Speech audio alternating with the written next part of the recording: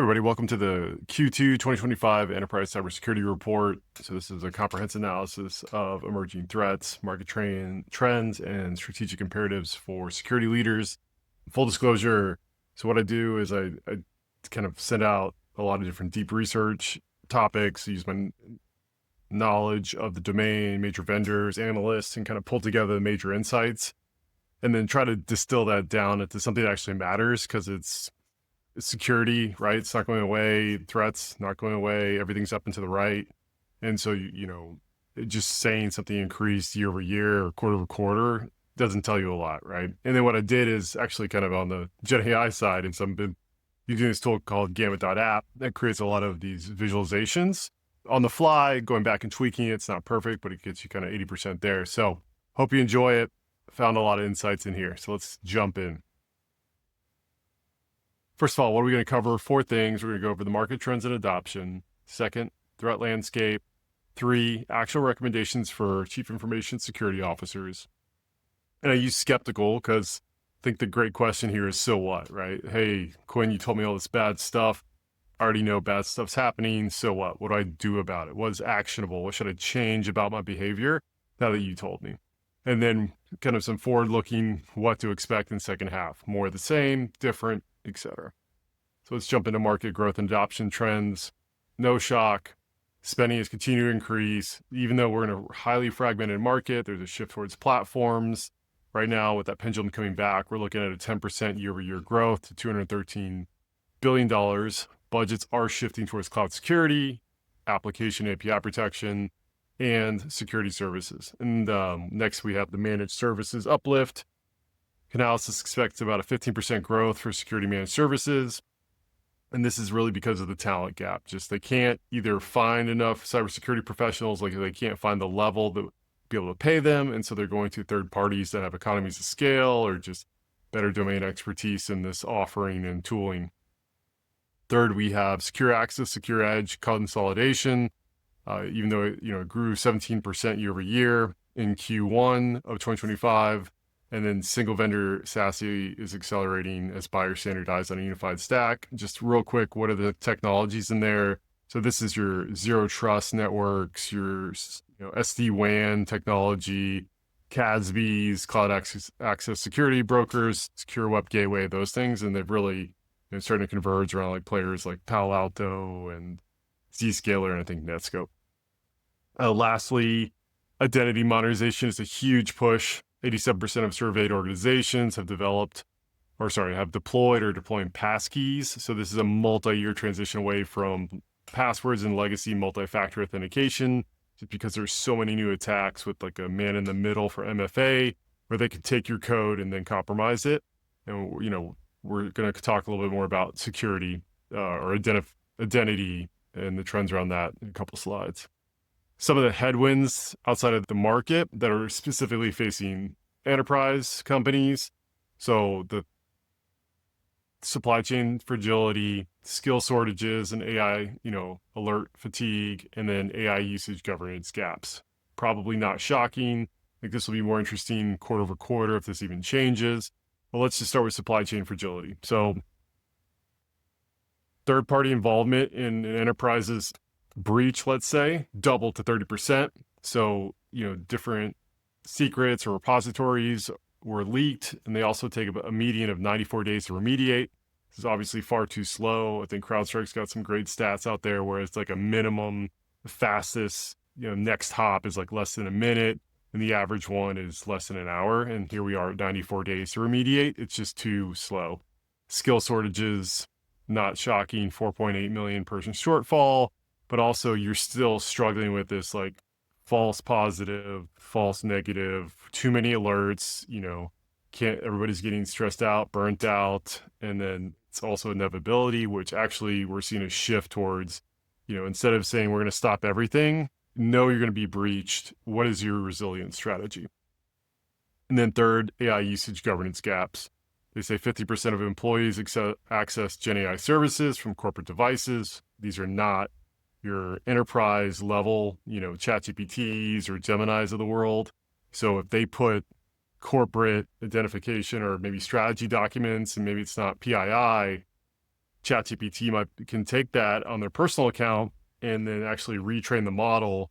There's been anecdotes of employees asking questions about their company and ChatGPT telling them secrets about the company. Turns out that somebody was personally uploading data in like their, consumer grade ChatGPT. They use that data to train the model, and now it's available to everybody. And then 72, like I said, from personal devices, 72% did with non-corporate emails. So they got to lock it down. So let's shift to the threat landscape in Q2. So we've got email and social engineering or phishing, identity and cloud, malware and ransomware, DDoS and web, and then some emerging threat callouts. So email, still like kind of the front door for where someone's going to break into your home, break into your corporate entity. Microsoft's still the most impersonated brand of phishing attacks, followed by Google and then Apple because these are trusted.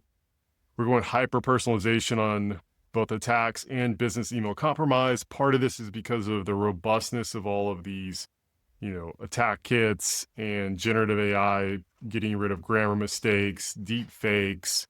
We're just lowering the barrier, meaning making it easier for third-party bad actors to hyper-target and impersonate trusted brands. And they're really going after the executives. So 82% of impersonation attempts target the CEOs and executives.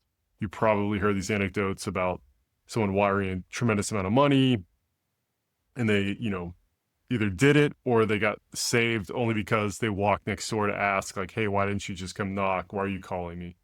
The attacks are obviously evolving, so they leveraged 35% leveraged financial lures. Urgent messaging was 25%, open redirects, 54% to hide malicious links. So PDF attachments still remain prevalent at 64%. And then embedded QR codes bypassing email scanning.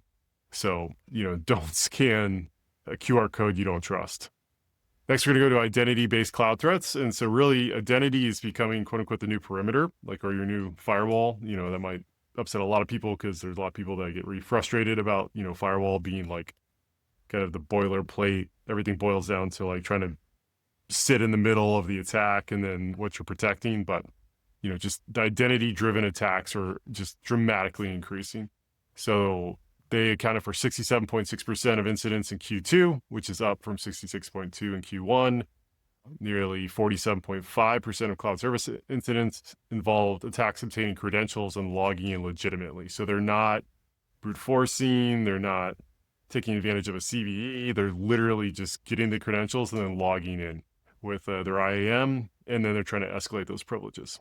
Over 48.3% of cloud infrastructure attacks resulted from unauthorized access due to misconfiguration or default credentials. And this is, depending on the report, these numbers, kind of for the whole presentation, maybe be a little high or a little low. I think IBM said like 60% plus in their latest threat.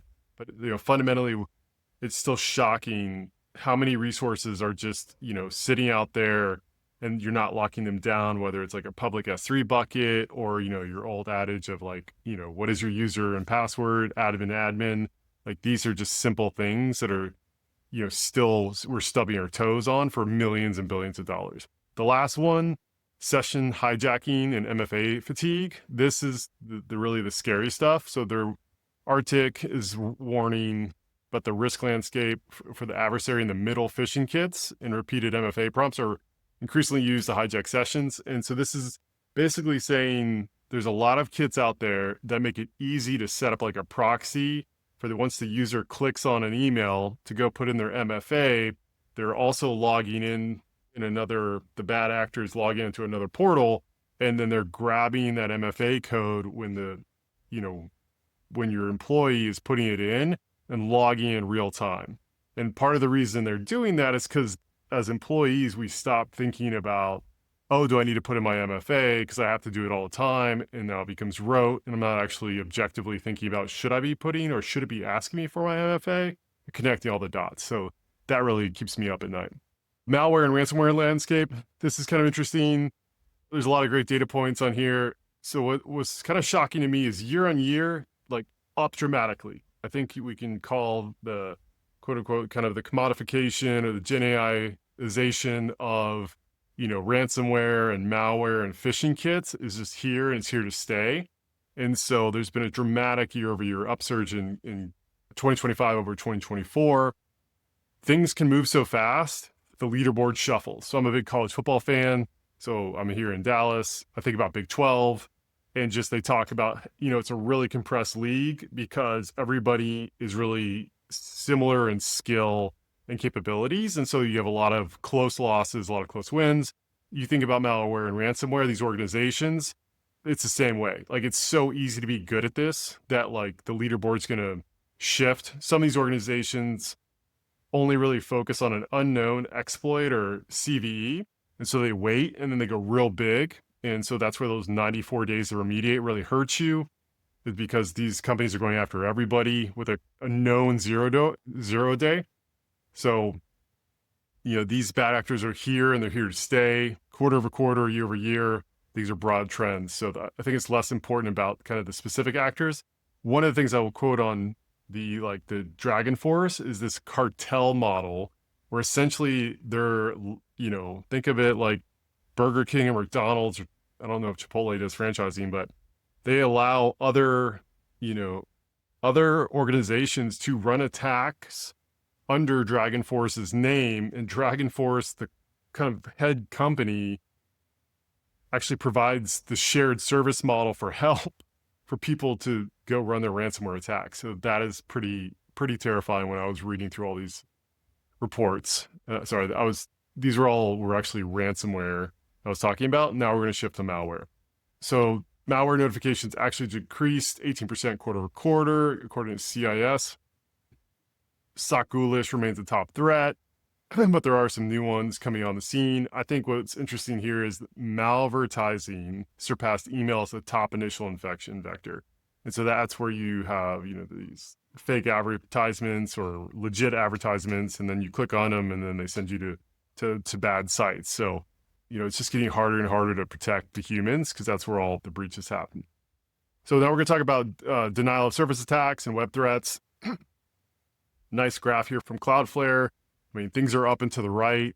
What was interesting here in Q1, so we're actually in Q2, we're down to 7.3 from close to, I think, to 21 in Q1. And that was because Cloudflare itself was attacked over 18 days by DDoS, just trying to take down its infrastructure and its customers. For those of you who don't know, Cloudflare is a content delivery network, but they also have a lot of security services and edge compute. So, protects a lot of companies out there. Some of these other attack details, just the sheer scale is getting larger and larger. So hyper volumetric attacks exceeding 100 million packets per second rose 592% quarter. Average attacks 1 terabytes per second doubled. And so you just don't have many companies that can compete or protect themselves with the pipe necessary to go against this, right? And so I think that's commonly also why you see people hosting on the cloud where the hyperscalers have the infrastructure and have some of the tools to help offset that. But as pointed out here, an 18-day DDoS of Cloudflare, is significant, right? So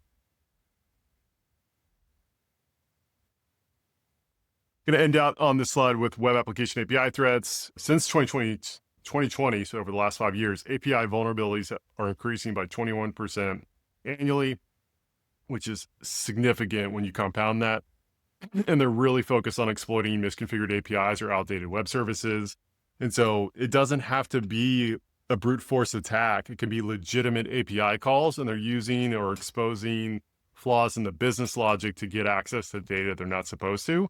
And so that's why you have more and more companies looking at WAP or web application and API protection. But even there, the promise of kind of if you haven't seen it before or you don't know what it looks like, then how are you going to catch it, right? So that's hopefully where the power of AI will come in the future. So let's round this out with emerging threats. We've got top three. AI supply chain poisoning. So attackers are going upstream in AI models, inserting backdoors. This can be with so you got to be really careful with open source technologies that are vetted, that are downloaded. So they're recommending urgent AI-specific software bills of material and model provenance verification to mitigate this. So what does that mean? In human language, you want to, if your vendor, your software vendors are using AI, you need to give a bill of material, ask them for a bill of materials of what AI tools they're using, like what models, what services, what hosting providers, so that you can better assess the risk of what's embedded in your quote unquote supply chain or IT supply chain. 2, we've got wipers. So like think data wipers disguised as ransomware. And so this really emphasizes the need for like critical immutable backups and isolated recovery sites and business continuity planning. I think it also kind of falls into the bucket of it's not if, it's when you get breached. So what is your resilience plan? And then are you testing that on the regular? And then API sprawl, shadow APIs, deprecated endpoints. These are just, dramatically increasing the surface when they don't need to be out there. And so, if you don't have a WAP solution that can detect all this and monitoring this proactively, there's a lot of newer players like Sequence or Salt. You've got other players that have been out there for a while, F5, just making sure that they can detect and first like identify and then actually protect not just from known, but like unknown bad actors.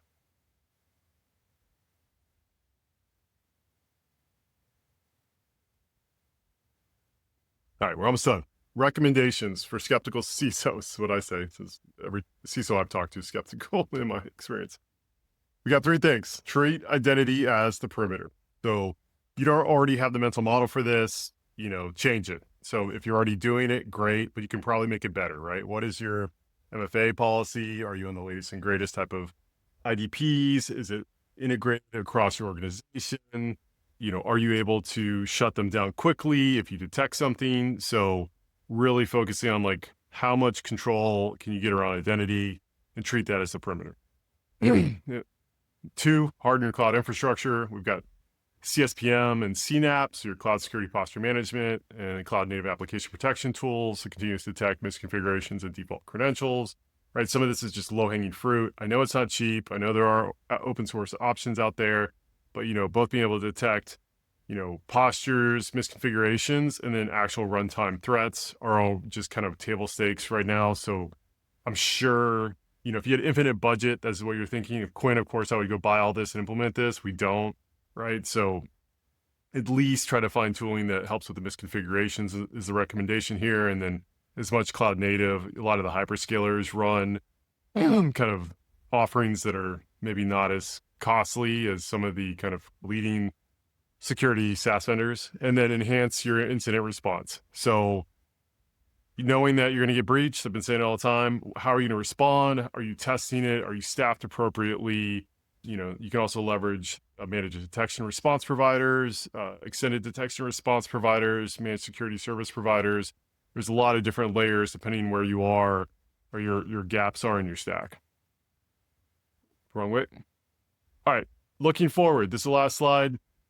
We've got 6 kind of things for the outlook. Continued platform consolidation. That's going to happen in the market. Be aware, right? Buyer beware. So if you can get a good price, know you're going to be locked in the future, but that's where the technology seems to be going. You're going to have continued regulatory pressure, especially coming out of Europe. We've got more and more AI-powered attacks, so more sophisticated phishing and business email compromise campaigns, leveraging more AI content. I mean, the image and the video these days is insane. I think it was Gartner also pointed out you have to get away from your known bad signals of bad IP, bad domain, bad URLs to detecting on the fly, is this behavior abnormal? And so like abnormal AI is somebody that does that in email security. 4th, we've got ransomware evolution. They're experimenting with data wiping, extortion hybrids, opportunistic actors are shifting to less protected sectors. So it's just so easy to be a bad guy these days that you just, you gotta be prepared for, SMB companies. Like you can't rely on them just going to the enterprise because they only have so many hours in the day or week, right? You really got to think about this at all levels. Continued API continued API exploitation growth. So, whether it's DDoS or just the business logic, right? You need both web application API protection, denial of service attack protection. A lot of the hyperscalers have this. There's a lot of good API security companies out there. And then just continued need for more talent, so looking for ways to address the alert fatigue, don't have enough people, outsource the services or look for automation or quote unquote this kind of promise of an AI SOC handling more and more triage and messaging of alerts of tier 1, tier 2 to help your team be a little less stressed, a little burned out, but hopefully, getting all the right alerts. So, and that ends it. That's the Q2 2025 Enterprise Cybersecurity Report. So I hope you found this interesting. I'm going to do the same thing for Q3. It'll be a little faster follow. So this will be in October. If you want to see anything specific, if you want to see the report that's generated in a PDF with all the links to these data points, just comment below. Let me know. If you think I'm way wrong, post that too. But hope to see you next time. Thanks.